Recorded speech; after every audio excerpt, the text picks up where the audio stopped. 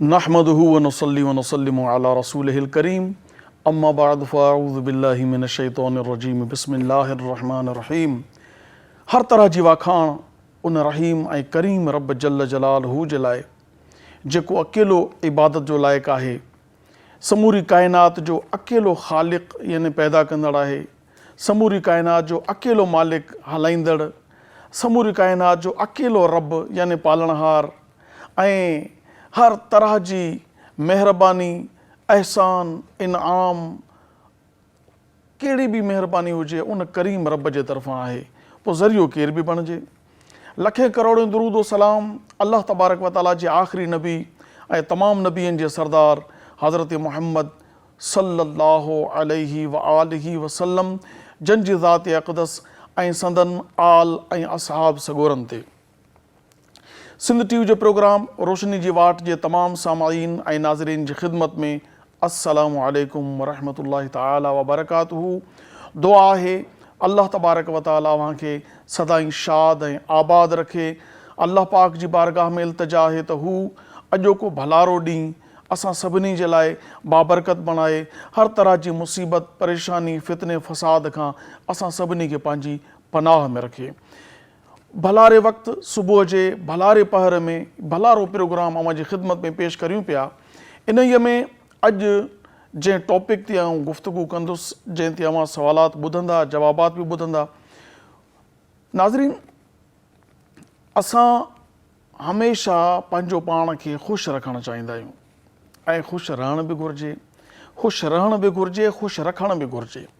हाणे इन में कुझु अहिड़ियूं शयूं आहिनि जेके रुकावट बणिजनि थियूं पयूं। कॾहिं कॾहिं ख़ुशि रहण जे लाइ ॾुखु न मिलणु ज़रूरी हूंदो आहे, कॾहिं कॾहिं ख़ुशि रहण जे लाइ ख़ुशी जो मिलणु ज़रूरी हूंदो आहे, कॾहिं कॾहिं ख़ुशि रहण लाइ ॾुखु न मिलणु ज़रूरी हूंदो आहे। पर ही काइनात जेका आहे उहा आदम अलैहिस्सलाम खे जॾहिं अल्लाह ताला पैदा फ़रमायो, अल्लाह तबारक व तआला आदम अलैहिस्सलाम ते वही फ़रमाई ते आदम ॼण मरण जे लाइ, ठाहे रहण जे लाइ। मालूम थियो त हिन काइनात में जेका शइ ठही आहे उहा रहंदी ऐं जेको पैदा थियो आहे उहो फ़ना थींदो। हिकु ज़ात रब जी जंहिंखे फ़ना न आहे, बाक़ी सभु शइ फ़ना थी वेंदी। लिहाज़ा जॾहिं इंसानु पैदा थिए थो, उन जी अखि, उन जा कन, उन जी ज़बान, उन जो दिमाग़, उन जो ॿियो अंदाज़ आहे। वक़्तु गुज़रण सां हर शइ कमज़ोर थिए थी। नज़र कमज़ोर थिए थी, समात कमज़ोर थिए थी, जिस्म कमज़ोर थिए थो। इवन कंहिंखे त जवानी में ई बीमारी वठी थी वञे पई, कंहिंखे पौढ़ाइप में। जेकॾहिं जवानी में को बीमारी खां बची बि वियो न, त पौढ़ाइप मतिलबु आहे बीमारियुनि जो घरु। पौढ़ाइप में वॾे में वॾी कामयाबी छा हुजे थी? पौढ़ाइप में वॾे में वॾी कामयाबी इहा हूंदी आहे त को माण्हू बीमारी खां पाण खे बचाए। बचाइण वारी ज़ात अल्लाह जी आहे। मक़सदु कोशिशि इहा कजे त को अहिड़ो अमल न कजे जंहिंसां, जीअं हाणे थधि आहे त थधि जे मौसम में पाण खे सीउ खां बचाइजे। पर इंसानु कॾहिं कॾहिं न चाहींदे बि अहिड़ी कुझु करे वेंदो आहे ग़लती, जंहिंजे करे बीमार थी पवंदो आहे। पोइ जॾहिं माण्हू बीमार थी पवे थो, मरीज़ थी पवे थो, त उन जी दिलि जेका आहे न दोस्तनि सां घुमण जहिड़ो, न कचहरियूं करण जहिड़ो, न ॿाहिरि निकिरण जहिड़ो।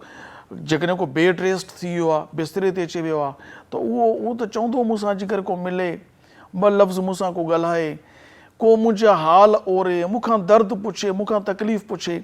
इन ई अमल खे मरीज़ जी अयादत चइबो आहे।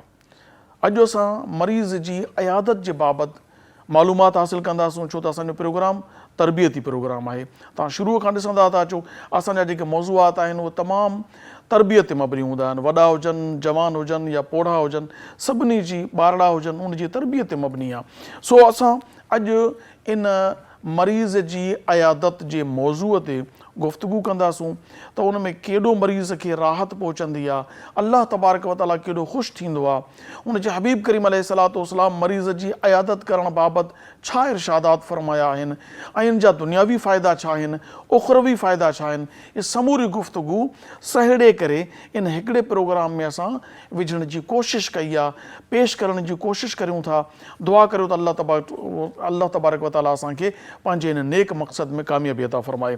अॼोके इन प्रोग्राम में असांखे जिन महिमाननि जॉइन कयो आहे उन्हनि जो पहिरीं तारुफ़ करायां, पोइ प्रोग्राम जो सिलसिलो अॻिते वधायूं था। अॼु असांखे जंहिं सिंध जे बहितरीन आलिम दीन जॉइन कयो आहे जी, उहो असांजो बहितरीन गुफ़्तगू कंदड़ ऐं आलिम दीन ऐं बल्कि आलिम न बल्कि ॿिया पढ़ाईंदो आहे, शागिर्द बि उनजा आहिनि, यानी उनजा शागिर्द आलिम थियनि था पिया। अल्लामा अली नवाज़ सिकंदरी साहिबु, अस्सलामु अलैकुम। वालेकुम सलाम। साईं अवां जी महिरबानी और तशरीफ़ वठी आया। अल्लाह पाक अवां जो अचणु पंहिंजी बारगाह में क़बूल फरमाए। ऐं जो की महफ़िल में जंहिं भले नाथवान असांखे जॉइन कयो आहे उहो परे खां उनजो ताल्लुक़ु आहे राणीपुर सां।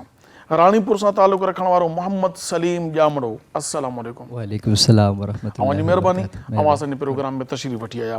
नाज़रीन, असांजी इहा हिकिड़ी तरीक़ेकार रहियो आहे, असांजी हिकिड़ी रस्म आहे, असां पंहिंजे प्रोग्राम जी इब्तिदा अल्लाह तबारक व ताला जी हमद सां कंदा आहियूं।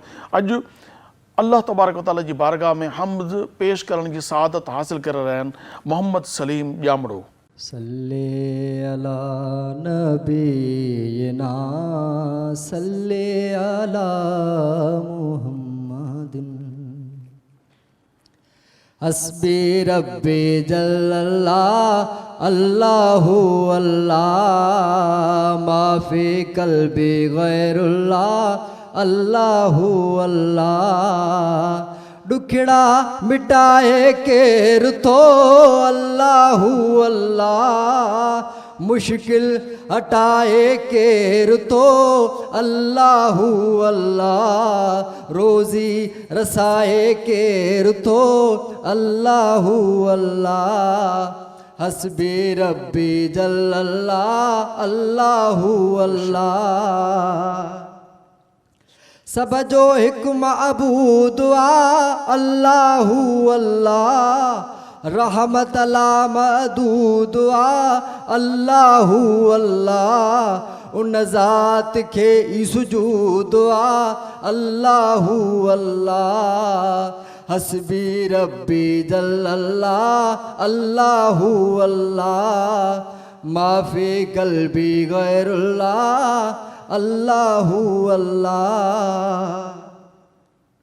के खाना है ही परे अल्लाहु अल्लाह सवाल जे को थो करे अल्लाहु अल्लाह झोलियूं थो सब जूं भरे अल्लाहु अल्लाह हस्बी रब्बी जल्लल्लाह अल्लाहु अल्लाह हमद पढ़ रब जो निसार अल्लाहु अल्लाह जो आहे परवरदिगार अल्लाहु अल्लाह ज़िक्र जी रख पियो तवार अल्लाहु अल्लाह हस्बी रब्बी जल्लल्लाह अल्लाहु अल्लाह। माशाअल्लाह तबारक व तआला तमामु सुहिणे अंदाज़ में अल्लाह तबारक व तआला जी बारगाह में हमद पेश कई, जज़ाकल्लाह।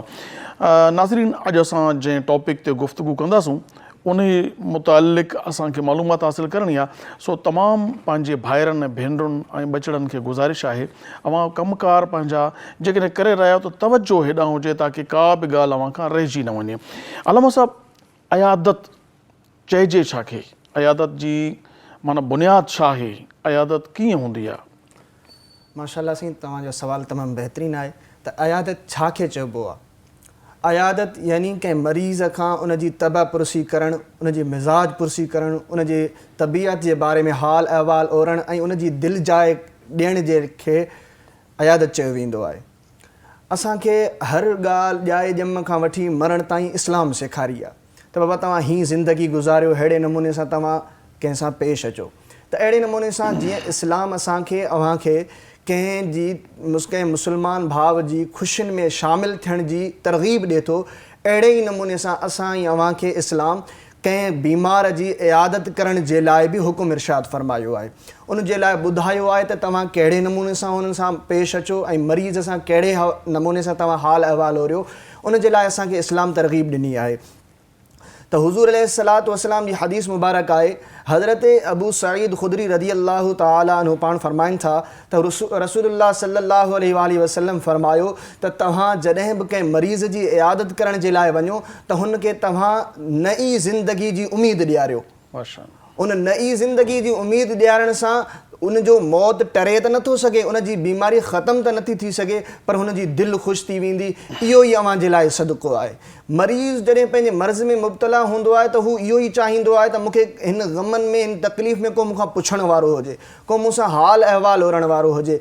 त उन टाइम उन सां सुठियूं ॻाल्हियूं करणु, सुठियूं हदीसूं उन सां बयानु करणु, जिन हदीसनि जे अंदरि हुज़ूर अलैहिस्सलातु वस्सलाम फरमायो आहे त मर्ज़ गुनाहनि जो कफ़ारो आहे, या अहिड़े नमूने सां उन खे तौबा इस्तिग़फ़ार जी तरग़ीब ॾियणु, या उन खां अलावा हुनखे नमाज़ जी तलक़ीन करणु, सब्र जी तलक़ीन करणु, बेसब्री खां बचाइण जी कोशिशि करणु, इहे ॻाल्हियूं हुनखे चवणु, इन खे ई इस्लाम चवे थो तव्हां अहिड़े नमूने सां इयादत कयो। अल्लामा साहब, सुवालु इहो आहे त इयादत करण जा ॿ क़िस्म आम तौर ते राइज आहिनि।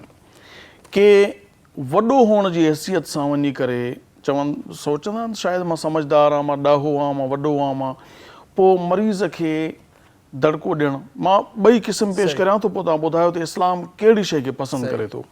हिकु वञी करे मरीज़ खे चवणु त केॾो झलियो मां, थधि लॻी वई न, बीमार थी पए, कुराड़ो आहे या कुराड़ी आहे, सम्झो कोन था तव्हां, कंहिं ॻाल्हि खे तवजो नथा ॾियो, थधे पाणी खे न पचायव, तव्हां ते फालिश थी पियो, अदरंगो थी वियो, या ॿियो कुझु थी वियो, या जेको बि ज़ुकाम थी पियो, नज़लो थी पियो, खंघि थी पई, नथा मरो खाइण पीअण खां।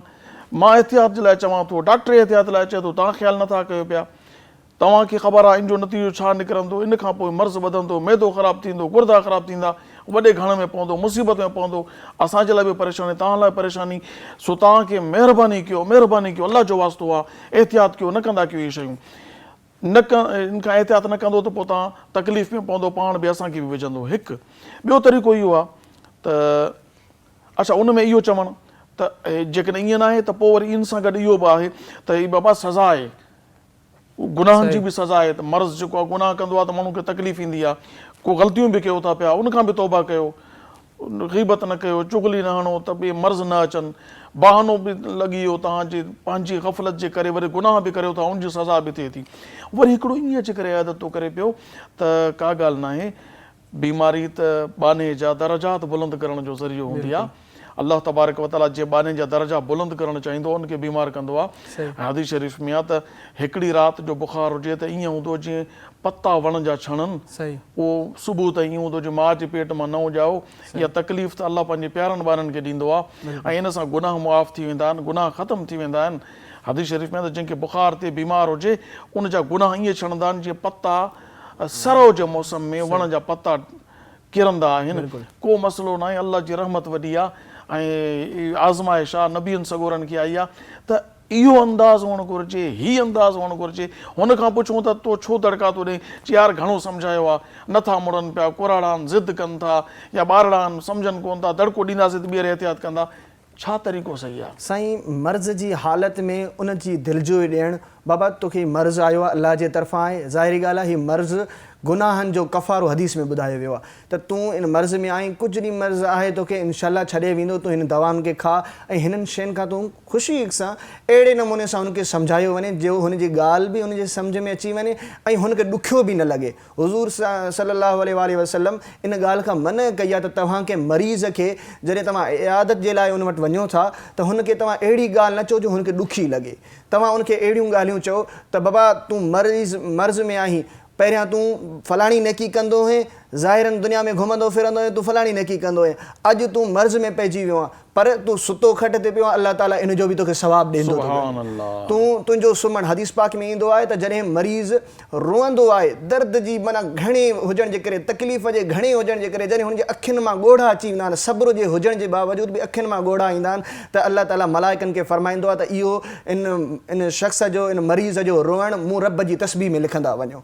ऐं जॾहिं हू दर्द जे घणे हुजण जे करे हुन जे अंदरि मां हिकिड़ी आह निकिरंदी आहे, रड़ निकिरंदी आहे, त अल्लाह तबारक व ताला फरमाईंदो आहे मुंहिंजा मलाइको इनखे तहलील में लिखंदा वञो।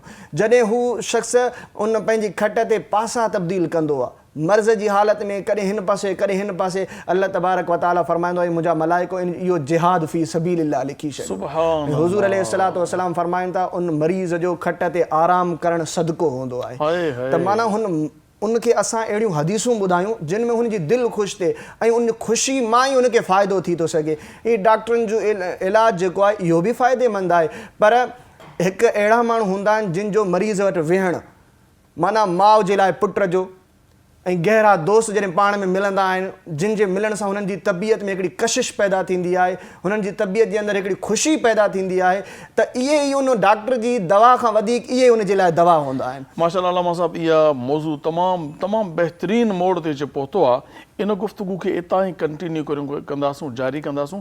नाज़रीन, वक़्तु थियो आहे हिकिड़े कमर्शियल ब्रेक जो। असीं इजो था वापसि वरूं ऐं ॾिसंदा रहो सिंध TV प्रोग्राम आहे रोशनी जी वाट।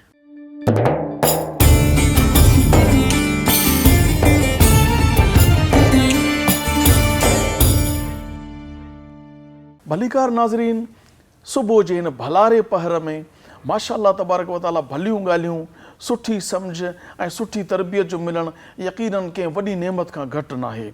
सो अचो त असां पंहिंजे मौज़ू जी तरफ़ वापसि हलूं त इहा गुफ़्तगू जिते असां छॾीसीं उतां ई शुरू कंदासूं।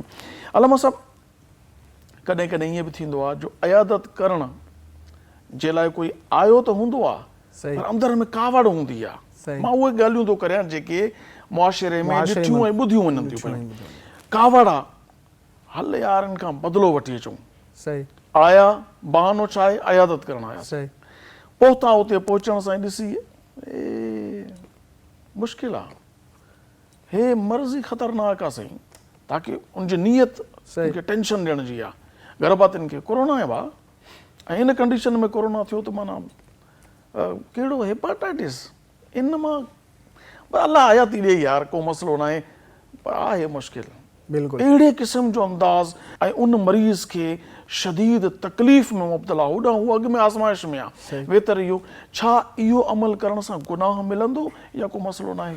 जी असां बिल्कुलु हिकिड़े मुस्लमान जी दिलि आज़ारी करण सां अल्लाह तबारक व ताला उनजो ॾोह लिखी छॾींदो आहे। त इन जे लाइ तव्हां हिकु नेकी जे तरफ़ वञी रहिया हो। अयादत करणु हिकु नेकी आहे। इस्लाम जे जेको मुस्लमान मोमिन बाने जे मथां जेके फ़र्ज़ शयूं कयूं हुयूं आहिनि, जेके उन जे लाइ इस्लाम रखियूं आहिनि शयूं, उन्हनि में इहो आहे त तव्हां जेको आहे सो मरीज़ जी इयादत करण जे लाइ बि वेंदा कयो। त असां उन वटि कावड़ करण या बदिलो वठण जे लाइ न अचूं। असां इहा दिलि में नियत कयूं त असां हिकु नेकी कमाइण जे लाइ वञी रहिया आहियूं, ऐं असां उन पंहिंजे मरीज़ खे, उन पंहिंजे दोस्त खे अहिड़ो मशवरो ॾियूं जिन सां हुनखे बि फ़ाइदो पहुचे ऐं असांखे बि फ़ाइदो पहुचे। हज़रत अम्मा आयशा सिद्दीक़ा रज़ी अल्लाह ताला अन्हा खां सवाल कयो वियो, ए प्यारी आयशा ॾे ख़बर, हुज़ूर अलैहिस्सलातु वस्सलाम जॾहिं कंहिं मरीज़ वटि वेंदा हुआ, उन जी तबापुरस्ती करण जे लाइ वेंदा हुआ, या उन खां अलावा मरीज़ खे हुज़ूर जी दरबार में आंदो वेंदो हो, त हुज़ूर जो उन्हनि सां रवैयो कहिड़ो हुयो? त अम्मा आयशा सिद्दीक़ा रज़ी अल्लाह ताला अन्हा फरमाए थी त जॾहिं महबूब मुस्तफ़ा कंहिं मरीज़ वटि वेंदा हुआ या उन मरीज़ खे हुज़ूर जी दरबार में आंदो वेंदो हो, त पाण उन ॾांहुं निहारे करे उनखे हिकिड़ी दिलजाए ॾींदा हुआ, ऐं हुज़ूर अलैहिस्सलातु वस्सलाम ही दुआ घुरंदा हुआ, ए अर्श अज़ीम जा रब, ए काइनात जा रब, तूं मालिक आहीं, तूं ख़ालिक आहीं, तूं हिन मरीज़ खे शिफ़ा ॾियण वारो आहीं, तोखां सवाइ हिनखे को शिफ़ा ई नथो ॾेई सघे। ए रब करीम तूं हिनखे शिफ़ा अता फ़रमा, पर अहिड़ी शिफ़ा अता फ़रमा जेका हिन जी बीमारी खे बि ख़तमु फ़रमाए ऐं हिन जे गुनाहनि खे बि ख़तमु फ़रमाए। त अम्मा आयशा सिद्दीक़ा फ़रमाए थी, हुज़ूर अलैहिस्सलातु वस्सलाम असां अव्हांखे इन शइ जो दर्स ॾिनो आहे। हुज़ूर अलैहिस्सलातु वस्सलाम पंहिंजी ज़िंदगी में अहिड़े नमूने सां बीमारनि जी इयादत कंदा हुआ, ऐं अहिड़े नमूने सां हज़रत अब्दुल्लाह बिन अब्बास रज़ी अल्लाह ताला अन्हु खां रिवायत आहे त हुज़ूर अलैहिस्सलातु वस्सलाम हिकिड़े शख़्स वटि उन जी तबापुरसी जे लाइ विया, उन जी अयादत करण जे लाइ विया, त हुज़ूर अलैहिस्सलातु वस्सलाम उन खां पुछा कई त ॾे ख़बर तुंहिंजी तबियत कीअं आहे? उन अर्ज़ु कयो, या रसूल अल्लाह बसि मर्ज़ में मुब्तला आहियां। पाण फरमायूं तूं फ़िक्र न कर, इनशा अल्लाह तूं जल्द सिहतयाब बि थी वेंदे, ऐं इहा मर्ज़ इहो तुंहिंजे गुनाहनि खे जल्दी मिटाए छॾींदो। त इन मां मालूम थो थिए त मरीज़ वटि जॾहिं अव्हां ई असां वञूं त उन जे लाइ का पंहिंजी दिलि जी आह कढण जे लाइ न, पंहिंजी दिलि जी कावड़ कढण जे लाइ न, पंहिंजी नेकी कमाइण ऐं ॿिए खे हिकिड़ो भलो मशवरो ॾियण जे लाइ वञूं त बाबा इहो ख़ैर आहे, इन जी का वॾी ॻाल्हि कोन आहे। अल्लाह तबारक व ताला तोखे जल्दी सिहतियाबी ॾींदो ऐं इंशाअल्लाह पाण गॾिजी करे नमाज़ूं पढ़ंदासीं, हज कंदासीं, बैतुल्लाह जी ज़ियारत कंदासीं। तमामु ज़बरदस्त। अलामा साहब, हिकिड़ो ॿियो सुवाल, त आम तौर ते ईअं असांजे मुआशिरे में राइज आहे त ख़बर पई त फ़लाणो बीमार थी पियो आहे या फ़लाणे जो बाबो फ़लाणे जे अमड़ बीमार आहे, पोइ मिट माइट गॾिजी सॾिजी कहिड़े शहर खां हलो पुछणु हलूं था, वरी ॿिए खे फ़ोन कंदो, ॾे ख़बर तूं वियो आहे न, हलूं था पुछणु। हाणे असीं 4 शहरनि जा माइट घर में तरसियल आहिनि, उहो अॻे मरीज़ उन जा माइट जेके संभालींदड़ आहिनि, वालिद साहब आहे, वालिदा आहे, या को अहिड़ो मसइलो थी वियो आहे, उहो उन में लॻा पिया आहिनि। वरी महिमान अचे घर में, 2 ॾींहं 3 ॾींहं तरसी पवनि, पूरो घर भरियल हुजे, इहो तरीक़ो सही आहे या अयादत में हूंदी, या इहो वेतन उन्हनि खे परेशान करणो हूंदो, छा तरीक़ो आहे हिन जो? इहो साईं तव्हांजो सुवालु तमामु बहितरीनु आहे। त तमामु माण्हू अक्सर ईअं असांजे मुआशिरे में थी बि वियो आहे त माण्हू तमामु वॾियूं डारसूनूं वग़ैरह वग़ैरह वॾा टोला करे अची करे उन मरीज़ जी तबपुरसी जे लाइ ईंदा आहिनि ऐं घणी देरि उन वटि रहिया पिया हूंदा आहिनि। त इन जे लाइ हुज़ूर अलैहिस्सलातु वस्सलाम फरमाइनि था, वधीक बहितर हीअ आहे त तव्हां वञो, उन मरीज़ खां तबपुरसी कयो ऐं जल्द वापसि उथण जी कयो, ताकी उन तव्हांजो वेहणु उन मरीज़ खे तकलीफ़ न पहुचाए। ऐं अहिड़े नमूने सां असां खे मिरक़ातुल मफ़ाती जे अंदरि ईंदो आहे त हिकिड़ो शख़्स हुयो, उहो पंहिंजे दोस्त जी तबपुरसी जे लाइ वियो। तबपुरसी करण खां पोइ उन वटि वेठो रहियो, उन मरीज़ आख़िर ॻाल्हायो, चई अदा माण्हुनि जो हुजूम मूंखे तमामु घणो तंग करे रहियो आहे। त हुन शख़्स चयो, भाला मां हिन दरवाज़े खे बंदि करे छॾियां? दरवाज़ो बंदि कयां, न माण्हू ईंदा, न ई तोखां पुछा कंदा, न ई तोखे तकलीफ़ ईंदी। हुन चयो, हा दरवाज़े खे बंदि करे छॾ, पर ॿाहिरें पासे खां। माना हू मरीज़ एतिरो उन्हनि माण्हुनि अंदरे पासे खां न तूं बि निकिरी वञ, माना तुंहिंजो घणो वेहण बि मूंखे तकलीफ़ ॾेई रहियो आहे। त हुज़ूर अलैहिस्सलातु वस्सलाम पाण फरमायो आहे त तव्हां मरीज़ वटि एतिरी देरि न तरसो जो हुनखे तकलीफ़ पहुची वञे। या अक्सर असां ॾिठो हूंदो त इहो बि इयादत करण जे आदाबनि में आहे त तव्हां जॾहिं मरीज़ खां तबियत पुरसी जे लाइ वञो, उन जी इयादत करण जे लाइ वञो, त उन जे लाइ तोहफ़ो वठी वञो। घणा माण्हू ख़ाली हथे हलिया वेंदा आहिनि, उन जे लाइ तोहफ़ो वठी वञो। तव्हांजो दोस्त मर्ज़ जी हालत में तव्हांजो तोहफ़ो ॾिसी करे उनखे हिकिड़ी ख़ुशी मिलंदी, उन ख़ुशीअ जे लाइ हुज़ूर अलैहिस्सलातु वस्सलाम असांखे तइलीम ॾिनी आहे। अच्छा अलामा साहब, हाणे सवाल हिते तव्हांजी हिन गुफ़्तगू में के माण्हू मरीज़ जे लाइ गुल वठी था वञनि पिया। सही। अॼुकल्ह गुलनि जा जेके गुलदस्ता मिलनि था उहे बि 100 खां घटि न आहिनि। मतिलबु आम तौर ते 100, 150, 200, पाण जेतिरो ख़ूबसूरत हूंदो ओतिरी क़ीमत वधीक हूंदी। बिल्कुलु।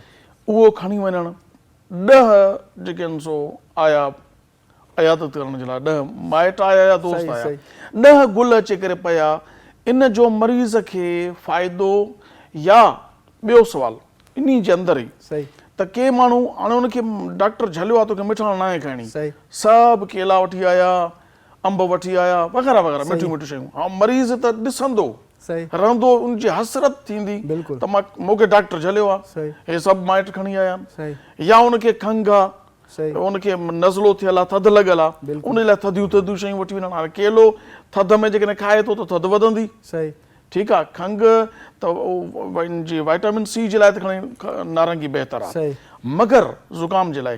पर थधियूं शयूं वापराइण, हाणे छो त जेको आयादत करणु अचे थो उहो डॉक्टर त न आहे न बेसिकली, उनखे ख़बर न आहे त हिनखे कहिड़ी शइ जी मुमानत आहे। हाणे पहिरीं ॻाल्हि इहा त जेके गुल खणी अची पेश करणु, इहो ॿियो फ्रूट वग़ैरह वठी अचणु, इहो टियों मरीज़ उहो आयादत करणु थो अचे पियो जेको लिफ़ाफ़े में रक़म विझी थो अचे। न ॼाण हिनखे फीस ॾियणी आहे, न ॼाण हिनखे दवा वठणी आहे, डॉक्टर खे ॾियणो आहे, या कुझु खाद खुराक जे लाइ हिनखे वधीक घुरिजे थो, छो त मरीज़ आहे, घर में पियो आहे, कमाइण बंदि थी वियो, ॿार बचा बुख ते, त हिनखे रक़म हूंदी त बचड़ा पलंदा। इन्हनि मां सही तरीक़ो कहिड़ो आहे? रक़म ॾिजे, फ्रूट वठी ॾिजे, ढेर लॻी वञनि, ख़राबु थी वञे, किनो थी वञे, गुल वठी अचनि जेको कोई फ़ाइदो न आहे, चंद लम्हा उनखे ख़ुशी मिलंदी। हाणे मरीज़ चई त न सघंदो जेकॾहिं तव्हां मुंहिंजी माली मदद कयो आहे, त अयादत करण वारे खे छा करणु घुरिजे? बिल्कुलु साईं, उलमाए किराम जेको लिखियो आहे अनसब यानी वधीक बहितर हीअ आहे त तव्हां हुनखे रक़म अदा करे ॾियो। त रक़म ॾियो, उन मां हू छा कंदो, पंहिंजी दवाउनि जो ख़र्चु ख़तमु कंदो, ऐं उनखां अलावा हू डॉक्टरनि जूं फीसूं भरंदो। उनखां अलावा हू पाण कमाइण वारो हुयो, हाणे घर में अची वेही रहियो आहे, हू पंहिंजे घर खे उन हिसाब सां हलाए सघे थो। इहे अवां ई असां जेको फ्रूट वग़ैरह वठी था वञूं, गुल त कंहिं कम जा कोन्हनि, गुल असां अवां शादियुनि में पेश कयूं जिथे ख़ुशी जो बिल्कुलु मौक़ो हुजे। हाणे हीउ वीचारो खट ते वेठो आहे, हिन जे कम जा ई न आहिनि गुल, न ई कंहिं घर वारे जे कम जा आहिनि, त उहे गुलनि जो तोहफ़ो अचण त हिकिड़ी भली ॻाल्हि आहे, पर हू अजाया थी था वञनि। अहिड़े नमूने सां तव्हां ॻाल्हि कई फ्रूट जी, जेका हुन मरीज़ खे मन थियल आहे, हाणे उहो फ्रूट खणी आया, उहो घर वारा या त उनजे घर वारा खाईंदा आहिनि, उन्हनि खे फ़ाइदो पहुचंदो, मरीज़ खे को फ़ाइदो नथो पहुचे, या वरी उहो फ्रूट कटे करे अवां ई असां जेके अयादत करण वारा हा उन्हनि खे खाराए था छॾनि, उन में बि मरीज़ जे लाइ को फ़ाइदो कोन आहे। त इन जे लाइ बहितर ही आहे त तव्हां जेको फ्रूट में तव्हां पैसो ख़र्चु कयो था या जेको तव्हां गुलनि जे लाइ पैसो ख़र्चु कयो था, उहो तव्हां लिफ़ाफ़े में विझी करे उन मरीज़ खे ॾेई छॾियो, त हू इन ॻाल्हि ते अञा वधीक ख़ुशि थींदो त मुंहिंजी हिन ॾुखी महिल में हिन मदद कई आहे। या अहिड़े नमूने सां हू वीचारो अकेलो हुयो, घर जे तरफ़ खां कमाइण वारो, हाणे ॿियो को घर में कमाइण वारो कोन आहे, त तव्हां उनजी दुनियावी जेके ज़िम्मेवारियूं उनजे मथां हुयूं उन्हनि में तव्हां हथु वंडरायो। इहो बि हिकिड़ो तमामु आदाबनि मज़ा आहे त तव्हां उन मरीज़ जी अहिड़े नमूने सां बि अयादत करे सघो था। उनखां अलावा जॾहिं अवां ई असां अक्सर ॾिसंदा आहियूं त जॾहिं असां वेंदा आहियूं ख़ाली हथे हलिया वेंदा आहियूं, त हुज़ूर अलैहिस्सलातु वस्सलाम जी हिन उम्मत जे अंदरि हिकिड़ो राइज आहे त उलमाए किराम जी ॻाल्हि खे अहमियत ॾिनी वेंदी आहे। उलमाए किराम फ़रमाइनि त तव्हां कॾहिं ख़ाली हथे न वञो, ऐं जॾहिं तव्हां उन वटि मरीज़ वटि पहुचो था त तव्हां उन सां मुलाक़ात कयो। हुज़ूर अलैहिस्सलातु वस्सलाम मुलाक़ात जो कहिड़ो तरीक़ो ॿुधायो आहे? हुज़ूर अलैहिस्सलातु वस्सलाम फ़रमाइनि था त तव्हां जॾहिं मरीज़ वटि वञो त उन सां पहिरियां हथु मिलायो, हथु मिलाइण खां पोइ तव्हां उनजी पेशानी ते हथु रखो ऐं उनखां पोइ उनखे दिलिजाए ॾियो त बाबा हीउ मर्ज़ु आहे, ख़तमु थी वेंदो जल्द, इनशाअल्लाह तूं असां सां गॾु घुमंदे फिरंदे। ऐं उनखां बाद में तव्हां हुनखे दुआ कयो, या अल्लाह ही हिन मर्ज़ में मुब्तला आहे, हिनखे शिफ़ा ॾे। ऐं जॾहिं तव्हां उनखे दुआ ॾेई बसि कयो, उनखां बाद में तव्हां हुनखां दुआ करायो, छो जो हुज़ूर अलैहिस्सलातु वस्सलाम फ़रमाइनि था मरीज़ जी दुआ मलाइकनि वांगुरु हूंदी आहे। सुभान अल्लाह। हदीस शरीफ़ में आहे त दुआऊं हूअं बि उदऊनी अस्तजिब लकुम, अल्लाह पाक क़ुरान पाक में इरशाद फरमायो त तव्हां मूंखां दुआ घुरो, मां क़बूल कंदुसि, इस्तजाब थींदी, मुस्तजाब थींदी। पर कुझु दुआऊं अहिड़ियूं आहिनि जेके रद्द न आहिनि थींदियूं। बिल्कुलु माउ पीउ जी दुआ औलाद जे हक़ में दुआ हुजे या बददुआ हुजे, रद्द न थींदी। मुसाफ़िर जी दुआ जेको सफ़र में आहे उनजी दुआ रद्द न आहे थींदी। मज़लूम जी बददुआ बेशक इहा बि रद्द न आहे थींदी। ऐं मरीज़ जी दुआ सही इहा बि रद्द न आहे थींदी। इहे चइनी दुआउनि जे लाइ नबी करीम अलैहिस्सलातु वस्सलाम फरमायो आहे त इहे दुआऊं रद्द न आहिनि थींदियूं। त मरीज़ खां पंहिंजे लाइ सही दुआ घुराइणु घुरिजे। हाणे मरीज़ चवे थो तव्हां दुआ घुरो ऐं जेको आहे त हू घुरे, त हाणे इहो कीअं करणु घुरिजे? त मरीज़ चवे थो तव्हां दुआ घुरो, हीउ चए थो मरीज़ दुआ घुरे, त इहो इन्हनि ॿिन्हिनि जे लाइ हुज़ूर अलैहिस्सलातु वस्सलाम फरमायो आहे। हज़रत अब्दुल्ला बिन अब्बास खां रिवायत आहे त रसूलुल्लाह सल्लल्लाहु अलैहि वसल्लम फरमाइनि त तव्हां कंहिं अहिड़े मरीज़ वटि वञी रहिया आहियो जेको मरीज़ मौत जे वेझो आहे, अञा उनखे मौत आयो कोन्हे, मौत जे वेझो आहे, तव्हां उन वटि वञी करे हीअ दुआ 7 मरतबा पढ़ो त अल्लाह तबारक व तआला जल्दी उनखे शिफ़ा ॾींदो। कहिड़ी दुआ? हथु मथे खणी अर्ज़ु करे, ए रब्बे करीम तूं अर्श अज़ीम जो रब आं, तूं काइनात जो रब आं, ए रब्बे करीम हिन मर्ज़ खे, हिन मरीज़ खे जल्दी हिन मर्ज़ खां सिहतियाब फरमा। ऐं इहा दुआ घुरी करे जॾहिं अल्लाह तबारक व तआला खां उहो बानू हलंदो आहे त अल्लाह तबारक व तआला उनजी दुआ क़बूल करे उन मरीज़ खे शिफ़ा ॾेई छॾींदो आहे। पर उन मरीज़ खां दुआ वठणु इन जे लाइ बि छा हुज़ूर अलैहिस्सलातु वस्सलाम अवां ई असांखे तरग़ीब ॾियारी आहे, तइलीम ॾियारी आहे। हुज़ूर अलैहिस्सलातु वस्सलाम बिल्कुलु इन जे बारे में अवां ई असांखे तइलीम ॾिनी आहे। हज़रत अनस रज़ियल्लाहु तआला अन्हु खां रिवायत आहे। पहिरीं ॻाल्हि हीअ ॾिठी वञे त जेको शख़्स ॾुखायल दिलि हूंदो आहे न, उन जी दुआ अल्लाह तबारक व तआला जल्दी क़बूल करे छॾींदो आहे। जेको शख़्स मर्ज़ में हूंदो आहे त उहो ॾुखियल दिलि हूंदो आहे, अल्लाह ताला जी रहमत उन जी तरफ़ मुतवजह हूंदी आहे, उन जी उहा दुआ उन टाइम क़बूल थी वेंदी आहे। अहिड़े नमूने सां हज़रत अनस रज़ियल्लाहु तआला अन्हु खां रिवायत आहे त हुज़ूर अलैहिस्सलातु वस्सलाम पाण फरमाइनि था तव्हां वञो मरीज़नि खां दुआ घुरायो, छो जो मरीज़नि जी दुआ अल्लाह तबारक व तआला क़बूल फरमाए छॾींदो। त इन जे लाइ हुज़ूर अलैहिस्सलातु वस्सलाम अवां ई असांखे तइलीम ॾिनी आहे त तव्हां वञो मरीज़नि खां दुआऊं घुराईंदा कयो, अल्लाह तबारक व तआला उन्हनि मरीज़नि जी दुआउनि खे क़बूल फरमाए छॾींदो आहे। अच्छा अलामा साहब, नबी करीम अलैहिस्सलातु वस्सलाम जिन जी ज़ात अक़दस कंहिं सहाबी ॾे विया ऐं उन जी अयादत कयूं, इन जी का झलक पेश करियो ताकी असांजे नाज़रीन सामीन खे ख़बर पवे त पाण सॻोरा सल्लल्लाहु अलैहि वसल्लम कीअं अयादत कंदा हुआ। हुज़ूर अलैहिस्सलातु वस्सलाम जे लाइ ईंदो आहे त महबूब मुस्तफ़ा कंहिं मरीज़ ॾे अयादत जे लाइ वेंदा हुआ त टिनि ॾींहंनि खां पोइ वेंदा हुआ। इहो हुज़ूर अलैहिस्सलातु वस्सलाम जो हिकिड़ो तरीक़ो हुयो जिन मां अवां असांखे सबक़ु हासिलु करणु खपे। पर हिकु दफ़े हज़रत जाबिर बिन अब्दुल्लाह रज़ी अल्लाह ताला अन्हु खां रिवायत आहे त महबूब मुस्तफ़ा खे ख़बर पई त हिकिड़ो पाड़े में हिकिड़ो शख़्स आहे जेको मुस्लमान कोन थियो आहे, उहो उन वक़्तु अञा इस्लाम जे दायरे में दाख़िल कोन थियो, पर उहो मरीज़ आहे। हुज़ूर अलैहिस्सलातु वस्सलाम पाण फरमायो सहाबियो हलो पाण उन खां इयादत करण जे लाइ हलूं था। जॾहिं हुज़ूर अलैहिस्सलातु वस्सलाम उन खां इयादत करण जे लाइ आया, पाण उन सां इयादत कयूं, उन जी दिलिजाए ॾिनो त बाबा हीउ मर्ज़ु आहे, हीउ ख़तमु थी वेंदो, हीउ मर्ज़ु हिकु न ॿिए ॾींहुं ईंदो रहंदो आहे।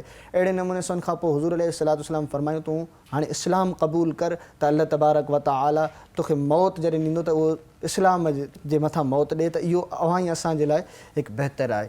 त हुन शख़्स पंहिंजे पीउ जी तरफ़ वाजायो, पंहिंजे पीउ जे तरफ़ निहारे, त हुज़ूर अलैहिस्सलातु वस्सलाम जे तरफ़ उन जे पीउ निहारे करे चयो या रसूल अल्लाह, हीउ मुंहिंजो पुटु अव्हां जे हवाले आहे, अव्हां हिनखे कलमो पढ़ायो। त हुन ॿारु नंढड़ो छोकिरो आहे, उन रसूलुल्लाह सल्लल्लाहु अलैहि वसल्लम जे तरफ़ां कलमो पढ़ियो, महबूब मुस्तफ़ा उनखे कलमो पढ़ायो। कलमो पढ़ण खां बाद में हुज़ूर अलैहिस्सलातु वस्सलाम हथु खयां, तमामु तारीफ़ूं उन रब जे लाइ जंहिं रब हिन शख़्स खे जहन्नम जी बाहि खां बचाए छॾियो आहे। सुभान अल्लाह। त इन मां मालूम थो थिए त हुज़ूर अलैहिस्सलातु वस्सलाम जॾहिं वेंदा हुआ त भले उहो मुस्लमान हुजे या ग़ैर मुस्लिम हुजे, उन वटि वञो, उन्हनि जी तबियत पुछा कयो, उन जी अयादत कयो तव्हां, पर उन जो जेको तौरु तरीक़ो इहो ई हुज़ूर अलैहिस्सलातु वस्सलाम ॿुधायो, तव्हां उन खां पहिरियां दिलजूए कयो, उन जूं ॻाल्हियूं ॿुधो, उनखे तव्हां अहिड़ी तव्हांजे तरफ़ां का ॻाल्हि न थिए जंहिंमें हुनखे तकलीफ़ पहुची वञे। जहिड़े नमूने सां आम अवां ई असांजे रवाज में थींदो आहे त घणा माण्हू वेंदा आहिनि उते वेही करे दुनियावी ॻाल्हियूं खोले छॾींदा आहिनि, दुनियावी ॻाल्हियूं कंदा रहंदा आहिनि।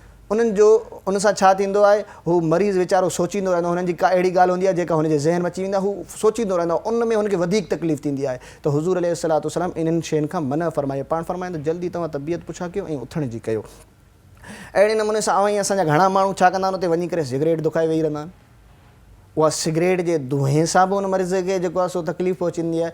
इहे बि जेके सो आयात मरीज़ ॾे वञिजे त उन सां भलाई कजे, उनखे वधीक मुसीबत में तकलीफ़ में मुब्तला न कजे। बिल्कुलु। नाज़रीन, वक़्तु थियो आहे हिकु नंढड़ी साहीअ जो। अवी ॾिसंदा रहो सिंध टीवी, प्रोग्राम आहे रोशनी जी वाट।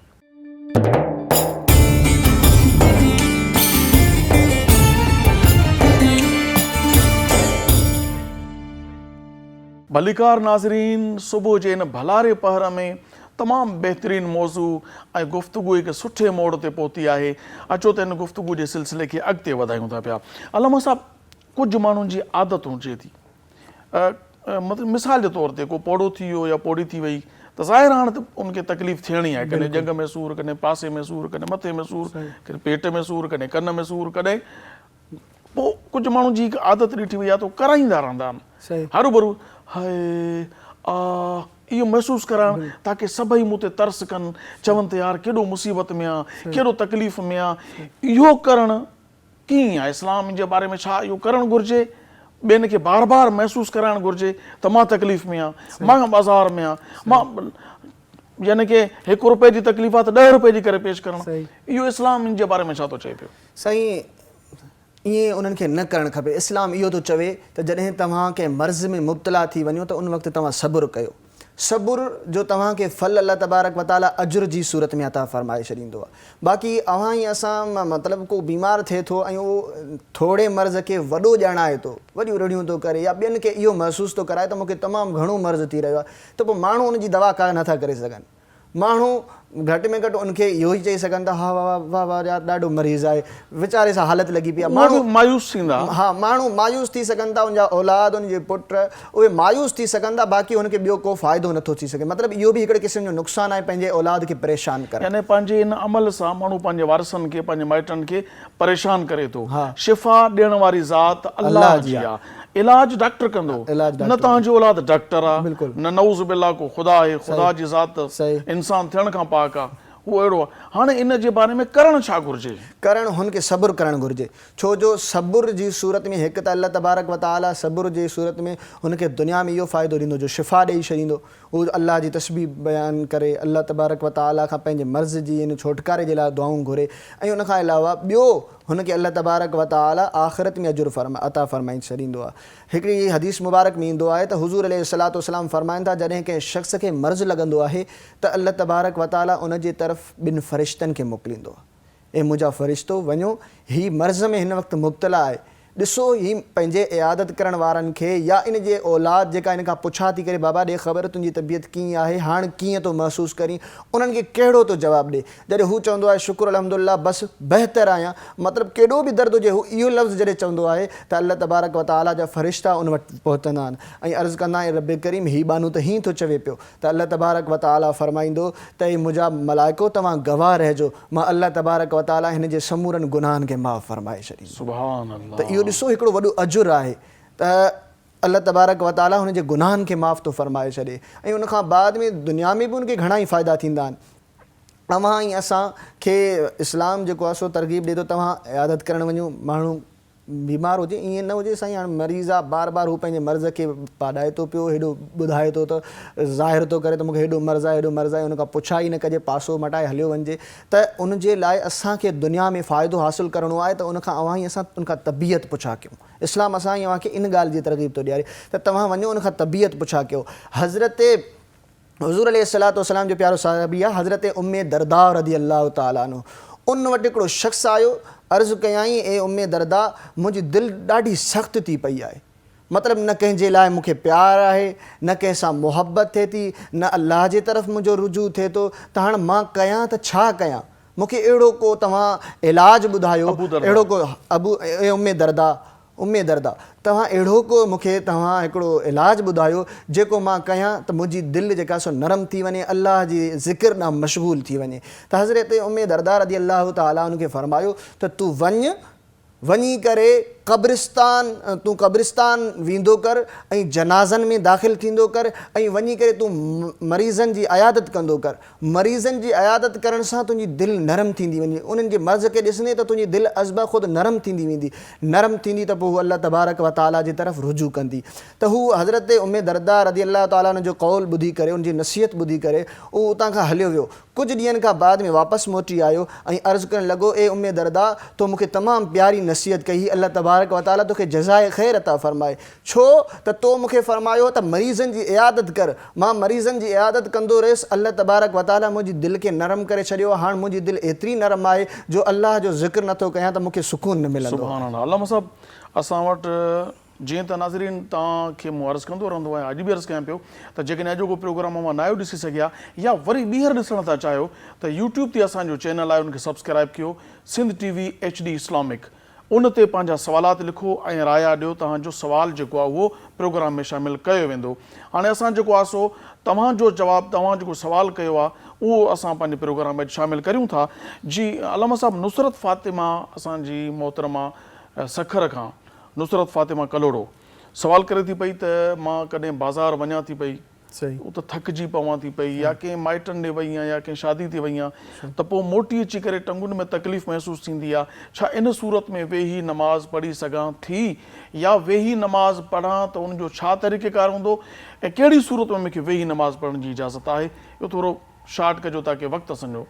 साईं, मरीज़ खे जेको आहे सो वेही करे नमाज़ पढ़ण जी इजाज़त ॾिनी वई आहे, पर जेको थकावट आहे उहा मर्ज़ न आहे, उहो उनजी थकावट आहे त हुनखे बीही करे इहो क़याम करणु हिकिड़ो फ़र्ज़ु आहे। इहो फ़र्ज़ जो अदा करणु ज़रूरी हूंदो आहे सवाइ मरीज़ जे। उनखे बीही करे नमाज़ पढ़णु घुरिजे, उनखे इजाज़त विहण जी क़ाबिल आहे। थक लाहे नमाज़ खे क़ज़ा करे पढ़े, पर पढ़े। कहिड़े क़िस्म जे मरीज़ खे इजाज़त आहे वेही पढ़ण जी? अहिड़ो मर्ज़ जेको मतिलबु हुनखे सजदे खां रोके रहियो आहे, मतिलबु अहिड़ो मर्ज़ आहे जंहिंमें हू सजदो नथो करे सघे त हुनखे वेही करे नमाज़ पढ़ण जो हुकुम ॾिनो वियो आहे। उहो मरीज़ जेको सजदो न करे सघे उनखे वेही करे नमाज़ पढ़ण जी इजाज़त। अच्छा, वेही करे नमाज़ पढ़ण में कहिड़ी कहिड़ी शइ जो ख़ासि तौर ते ख़्यालु करणु घुरिजे? वेही करे अवां असां नमाज़ पढ़ंदा आहियूं त हिकिड़ो रुकू हूंदो आहे, हिकिड़ो सजदो हूंदो आहे। रुकू में थोरो झुकण सां बि रुकू अदा थी वेंदो आहे, ऐं सजदे जे लाइ रुकू खां थोरो वधीक असांखे झुकणो पवंदो त जीअं सजदो असांजो अदा थी वञे। यानी जेतिरो रुकू में झुकिया आहियूं, सजदे में उन खां वधीक झुकणु घुरिजे। जे नथा झुकूं त असांजी नमाज़ पूरी कोन थींदी। जी नाज़रीन, अॼोको प्रोग्राम अव्हांखे कीअं लॻो। असां कोशिशि कयूं था तव्हांजे सवालात खे बि शामिलु करियूं था ऐं पंहिंजे प्रोग्राम में वधि खां वधि बहितर खां बहितरीन करण जी कोशिशि करियूं था। सो अॼु असांजे प्रोग्राम खे अव्हां ॾिठो, अव्हां सभिनी जो मां थोराए थो अव्हांजी महिरबानी। सुबुह जे पहर में वक़्तु कढी या यूट्यूब ते या फेसबुक ते असांजो प्रोग्राम तव्हां ॾिठो, अव्हां सभिनी जी महिरबानी, तव्हांजा थोरा। उन खां पोइ अॼोके प्रोग्राम में जन महिमाननि बिलख़ुसूस अल्लामा अली नवाज़ सिकंदरी साहिब जो थोराए थो, जेके तशरीफ़ वठी आया, अची करे असांजे प्रोग्राम में सवालनि जो जवाबु ॾिनो। ऐं पंहिंजे नाथवान राणीपुर सां तालुक़ु रखंदड़ मोहम्मद सलीम जामड़ो साहिब जो मां थोराए थो आहियां, तशरीफ़ वठी आया। सो वक़्तु पूरो थी चुको आहे। अवां पंहिंजे मेज़बान अबुल हसन अब्दुल ख़ालिक़ क़ादरी खे इजाज़त ॾींदा इन इल्तिजा ते त सुभाणे इंशाअल्लाह तबारक व तआला वरी इन ई वक़्त ते नज़रुनि सां मुलाक़ात थींदी। तेसीं ताईं इजाज़त ॾींदा। अस्सलामु अलैकुम वरहमतुल्लाह। जेसी ताईं जान हूंदी जान में, शेर पढ़ंदासीं नबीअ जे शान में। हा हा हा शेर पढ़ंदासीं नबीअ जे शान में। आहिया अणजाणो सूदो सादिड़ो, पर मोहम्मद सां गंढलवा पांदिड़ो। लाड़ में थर में बलोचिस्तान में, शेर पढ़ंदासीं नबीअ जे शान में। मुस्तफ़ा जो थी करे मायूस थिया, अहिड़े बदबख्ती जीअण खे बाहि ॾियां। इश्क जो ज़रिड़ो हुजे इंसान में, शेर पढ़ंदासीं नबीअ जे शान में। नेमतूं आका जूं आहिनि अणगणियूं, जंहिंखे ॻाइण जे लाइ हुजनि जानियूं घणियूं। सिंध सां गॾु पूरे पाकिस्तान में, शेर पढ़ंदासीं नबीअ जे शान में। हा हा हा शेर पढ़ंदासीं नबीअ जे शान में। मुए खां पोइ ईंदा जॾहिं मुनकिर नकीर, ॾे ख़बर चवंदा गुलाम नबी फ़कीर। इंशाअल्लाह ईअं कब्रिस्तान में, शेर पढ़ंदासीं नबीअ जे शान में। हा हा हा शेर पढ़ंदासीं नबीअ जे शान में। सब्सक्राइब करियो असांजो official YouTube channel Sindh TV HD Islamic ऐं वधीक अपडेट लाइ बेल आइकन ते क्लिक करियो।